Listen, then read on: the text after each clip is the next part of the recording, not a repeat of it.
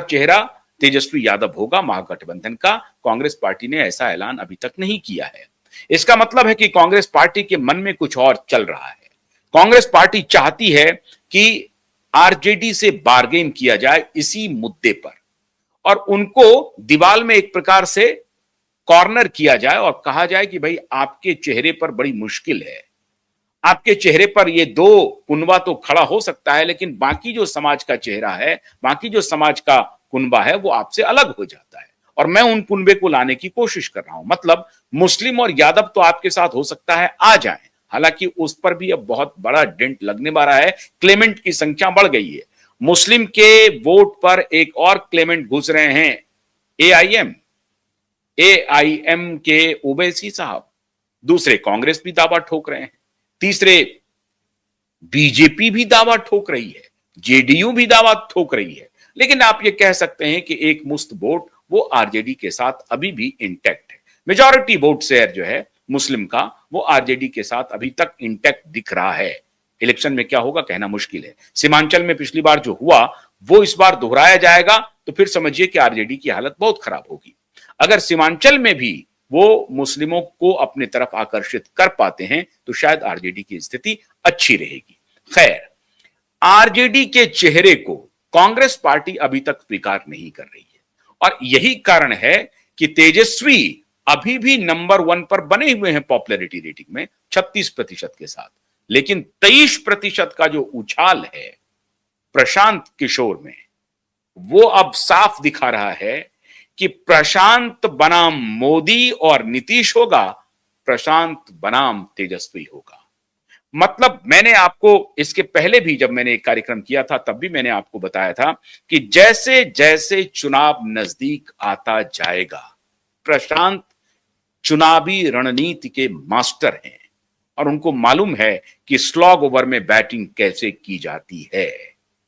और अगर उनकी ये पॉपुलैरिटी रेटिंग अक्टूबर में अगर 23% से एकाएक 36% क्रॉस कर जाए तो आप इसे अचंभित इससे नहीं होइएगा या इसे आश्चर्यचकित नहीं होने की आवश्यकता है, ये हो सकता है। अब सवाल है कि मोदी आ गए हैं मैदान में।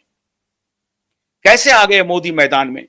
मोदी को इस बात का इल्म हो गया कि ऑन दी ग्राउंड प्रशांत की लहर थोड़ी चल रही है।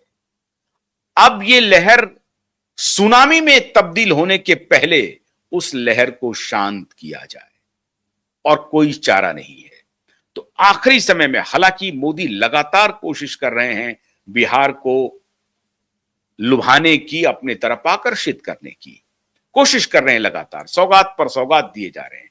कुछ दिन पहले गए तो पूर्णिया एयरपोर्ट का उद्घाटन किया, ट्रेनों की सौगात उन्होंने दे दी है। हालांकि यह और बात है कि अभी भी आप किसी ट्रेन में जाएंगे तो रिग्रेट मिलेगा। अभी भी आप छठ पे और दीपावली पे अगर आप बिहार की यात्रा करना चाहते हैं, किसी भी जिले से, किसी भी कैपिटल से बिहार पहुंचना चाहते हैं देश के, तो आपको मोस्ट ऑफ द ट्रेन्स में रिग्रेट मिल जाएगा।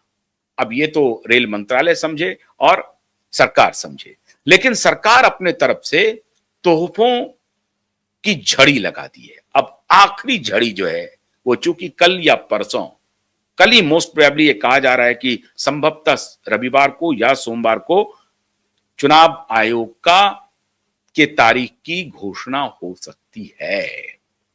तो आज ही मोदी ने मास्टर स्ट्रोक चल दिया।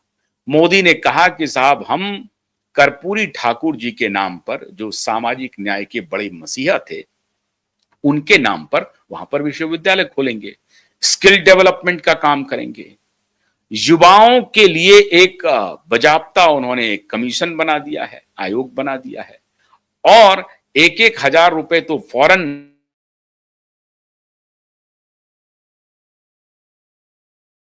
कैबिनेट ने एक बड़ा बहुत ही प्रभावकारी लोभ और लाभकारी फैसला कर दिया है। 3% उन्होंने डीए भी बढ़ा दिया, 2 या 3% डीए सरकारी कर्मचारियों की और पेंशनर की, तो 3% का वो भी इजाफा हो गया। 50-60 लाख लोग तो सीधे उससे प्रभावित हो जाएंगे। इसके अलावा जो 10,000 रुपए का जो 75 लाख महिलाओं के अकाउंट में ट्रांसफर किया गया था, अब एक और किस्त 25 लाख महिलाओं को ट्रांसफर कर दिया गया, वो भी ले लीजिए साहब। अब 1 करोड़ महिलाओं के अकाउंट में 10,000 रुपए चले गए। अब इसे आप घूस कहें चुनाव के पहले या महिला सशक्तिकरण करें। सवाल है कि महिला सशक्तिकरण अगर करना था तो चुनाव के पहले क्यों करना पड़ रहा है, अगर महिला सशक्तिकरण करना ही है। अब ये राजनीतिक पार्टियों की एक प्रकार से उनका ये शगल बन गया है, उनका ये चरित्र बन गया है कि चुनाव के पहले वोटर को लुभाने के लिए उनको खजाने खोल दो। तो खजाने खोल दिए गए हैं और 10,000 की जो दूसरी किस्त है वो भी चली गई। 10,000 की पहली किस्त तो पहले ही चली गई। तो सितंबर और अक्टूबर के फर्स्ट वीक तक ही पैसे की झड़ी लग गई। अब ये केंद्र सरकार की तरफ से हुआ, राज्य सरकार अलग झड़ी लगा रही है। एक और खुलासा हुआ अभी कैबिनेट के डिसीजन में कि एक और एयरपोर्ट, ग्रीनफील्ड एयरपोर्ट जो भागलपुर शहर है, उसमें उसकी भी घोषणा कर दी गई है और उसके लिए 400-450 करोड़ रुपए आवंटित कर दिए गए हैं लैंड एक्विजिशन के लिए। अब वो 931 एकड़ लैंड है या 855 एकड़ लैंड है, उस पर अभी विवाद होना है, या अभी विवाद है, एग्जैक्ट आंकड़ा नहीं है, लेकिन 900 एकड़ से अधिक की भूमि का अधिग्रहण है। उस इलाके में अधिग्रहण का काम शुरू हो जाएगा। उसके लिए 400-450 करोड़ के आसपास आवंटित कर दिया गया है। नीतीश कैबिनेट ने उसको मंजूरी दे दी है। अब ये सब जो मास्टर स्ट्रोक मोदी जी लगा रहे हैं, नीतीश जी लगा रहे हैं, उसके पीछे तेजस्वी जी नहीं है, उसके पीछे प्रशांत किशोर हैं।